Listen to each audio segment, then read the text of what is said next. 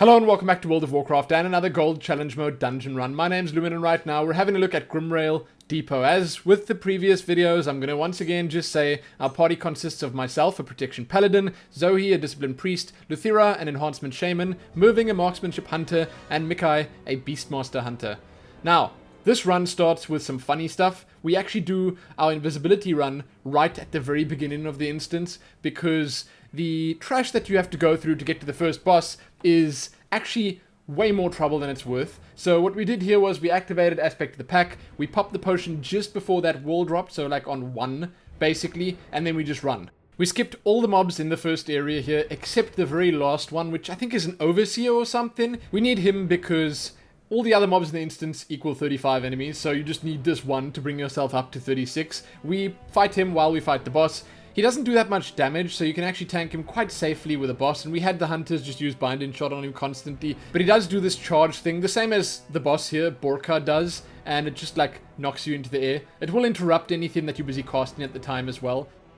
So I guess as a tank you'll want to aim that away from your group if you can, otherwise just stun the mob. Like I said, just stun the whole time. Now onto the first boss. It's Railmaster Rocketspark and Borka the Brute. These guys, they're simple to understand, but they do a lot of damage.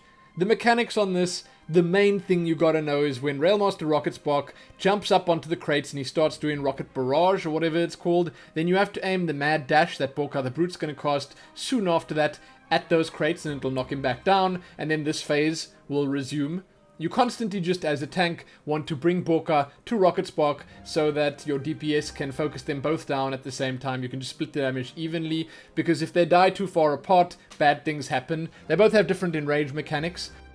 Borka the Brute has a regular enrage, he just starts hitting much harder, but he hits so hard that you probably can't heal through it, so you want Rocketspark to enrage instead. And I think if you miss just one of those mad dashes that just happened there, you will probably wipe, because the Rocket Barrage that Railmaster Rocketspark does, it just constantly does damage to everyone in the party, and it keeps getting more and more, and I think if that carries on for longer than 10 seconds, you will wipe, you will just be dead. So you have to try and get them both pretty low, then kill Borka, then quickly focus Rocketspark down.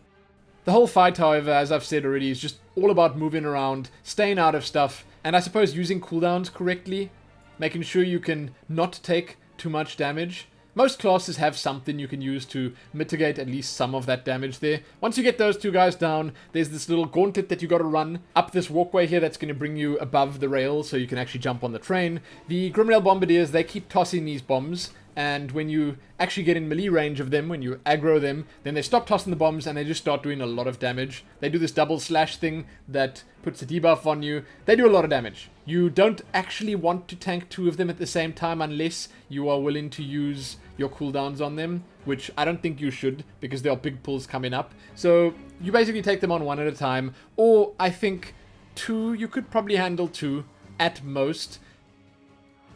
At the same time, you obviously still want to avoid the bombs that the other ones higher up are tossing at you. They also swap targets every now and then. Like, they'll fixate on someone, but you can just taunt them back, so it's not a big deal. You can't stun these guys, so it makes them a little harder. Else, if you could stun them, you'd probably just pull all three and let that be that. But the most difficult part on this is running up without getting hit by too many bombs, and then at the same time staying in line of sight of your healer if you run too far ahead. But they do a lot of damage, so watch out. Don't be caught off guard, you know, just because there's one mob. Don't think it's going to be super easy. So once you're done with these, a cinematic pops up when you get to the end of the walkway, and you just got to skip that as quick as possible. You're going to, again, just to save time, either want to put like Aspect of the Pack on, or get one of your faster party members like we have Luthira do here, run ahead to start the cinematic. It will just instantly teleport you into the train once you've done that. And now I think the hardest part in the instance, or one of the harder parts in the instance starts. All these train tracks here are filled with some really annoying mobs. I think these will be slightly more or slightly less annoying for different party compositions, but there are ones that you need to stun/interrupt constantly. It's always just one or two mobs in each pack that you gotta watch out for. In this one specifically, it was the gunner. He or she does that shrapnel blast, which you, as a tank, need to aim away from your party. I usually just aim it into one of the corners of the train, and I'm always on TeamSpeak telling our party where to go where not to go and what to watch out for. When you just have like the little infantry dudes attacking you, you can keep moving because they don't really do anything. They don't even do that much damage. On these packs, we decided that kiting was a good idea. So we have a binding shot go down, then we kite the mob a little bit away from it so that it activates. Okay, it stuns them, and then I can DPS just before they come out of the stun. I can run through them. You can see a capacitor totem went off there as well. I think that capacitor might have been a bit of a waste. We could have saved that, but you gotta try and be fast, but at the same time, be careful enough to not just wipe your entire party, because it can easily happen. Now, on this next pack, there's a Cinder Seer. That's a new one. That costs a thing called Flame Tongue. That basically puts a patch of fire on the ground that does a ridiculous amount of damage. So you got to watch out for that as well. And again, you can see the whole kiting thing. It actually works. I'm using the Days in Shield as a protection paladin, and that works nicely to slow them down while our DPS, our ranged DPS mostly, focuses them. Now, in the next couple of pulls, there are even more different types of mobs that I felt you could just ignore. Like, the most dangerous ones are the Cinder Seers and the Gunners. The other ones, they do stuff, but it doesn't really do stuff. If you know what I'm saying, it doesn't really damage the party all that much. I took a couple of chances here by trying to kite through our party. I was obviously telling my teammates that I'm running this way, I'm running that way, I'm running this way, but unfortunately moving got caught in one of the shrapnel blasts there. The good thing about this area is that once you jump down onto the train, your respawn point is right there. So even if you wipe here, you don't have very far to run. So that's pretty okay. Now we're moving on to the mega cart. So once you take down everything here, or at least the important / dangerous ones, there are 2 more packs here. We pulled these 2 together, and we had, again, the full intention of just kiting them. So I pulled them, and I think a Barrage pulled the next ones. I'm not even sure, a Flame Nova or something, but they got pulled. Here I was actually just trying to stay alive and then keep them slowed if I could. Like with my Days in Shield and with a hammer that I threw on the ground there. And you can see they are dying ridiculously fast. It's obviously why Luthira, our enhancement shaman, keeps telling me pull more, pull more, pull more, because the more mobs there are, the more damage he does. And you add to that, we constantly kiting these dudes up and down through those Mirror of the Blademaster trinkets. They're currently back there behind the mobs. I'm going to run back that way now.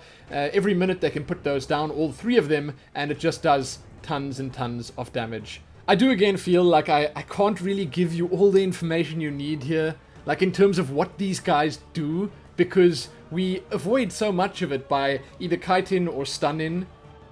But I mean, that's the idea. That's what you should try to do. It gives you so much extra time. It gives you so much leeway on like boss fights and stuff like that. So pull as much as you can, kill them as fast as you can.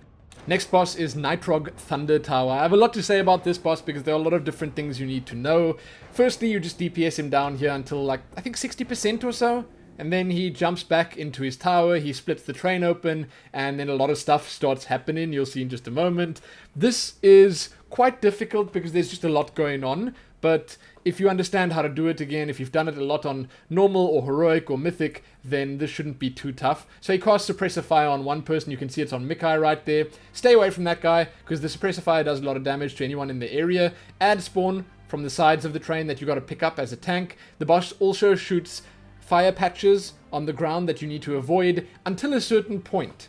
Okay, there's going to be a point, you're going to see it coming up in just a moment or 2 here, where Luthira is going to drop down a grounding totem, and then everyone, the whole group except me, is going to go stand in the fire to put that fire debuff on the boss. Like as many stacks as we can on the boss.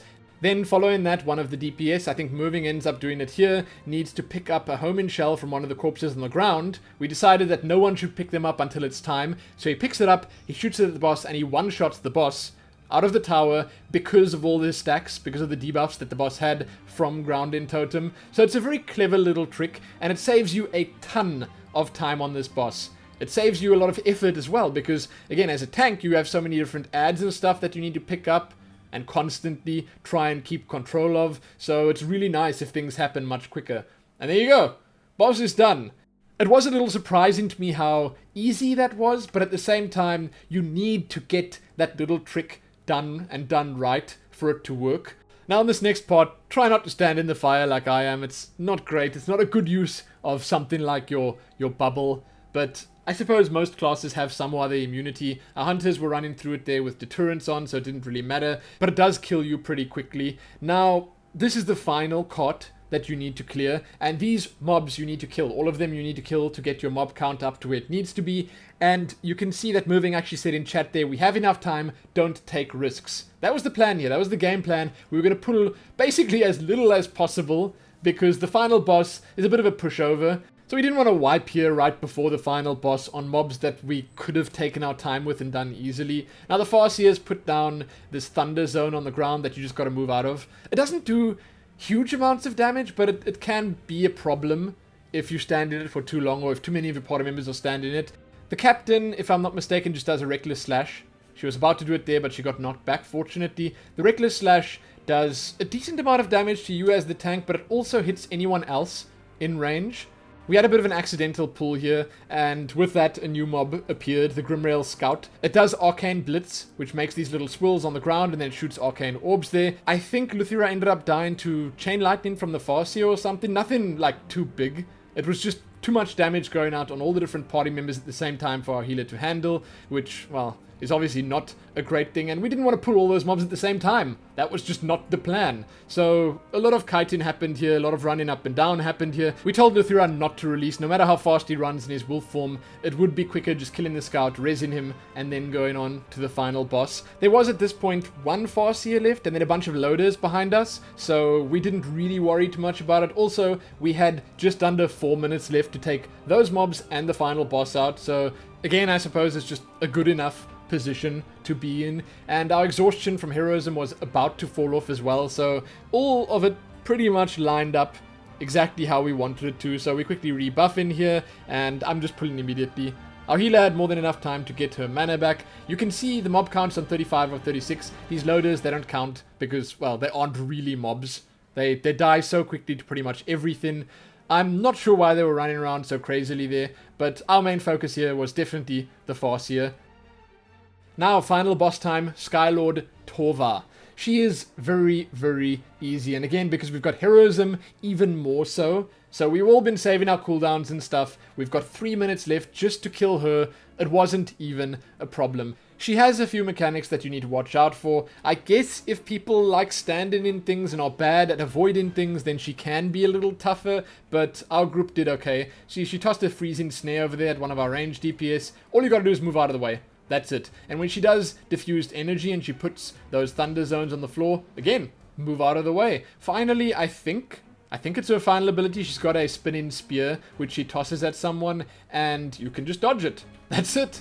That's all this boss is. You're just constantly avoiding stuff while kiting her around this last platform here. See, the spinning spear, she just aims at someone, then she tosses it regardless of whether or not that someone is still there. So you see her aiming in that direction, you move out of the way, it's cool. I think if you stand in the freezing trap, it basically works like a freezing trap from a hunter. It just freezes you in position for a while. That could be problematic if there's a thunder zone under you, but that's it. I mean, the boss is down on 20%. I even took a spinning spear to the face right then, and it barely did any damage, just knocked me down for like a split second. But that's Skylord Tovra, and that is actually the end of Grimrail Depot Gold. There really is, unfortunately, not much more to say about Skylord Tovra. You just do the same thing over and over. You try not to stand in stuff, try not to get hit by stuff, and you should get your gold. Now, I would say this was one of the more fun instances to do. I liked the trash packs. I liked the fact that there was more for me personally as a tank to do with the kiting and stuff. But I'm done. You can check back here soon for more. Give this one a like, share it, and do all that good stuff. Let me know how this went for you if you've done it as well. I'd like to hear. Did you do any of the little tricks and stuff that we did? Because they helped out a lot. They really did. I think without them we would have struggled a lot more. But yeah, happy gold on Grimrail Depot. Happy that.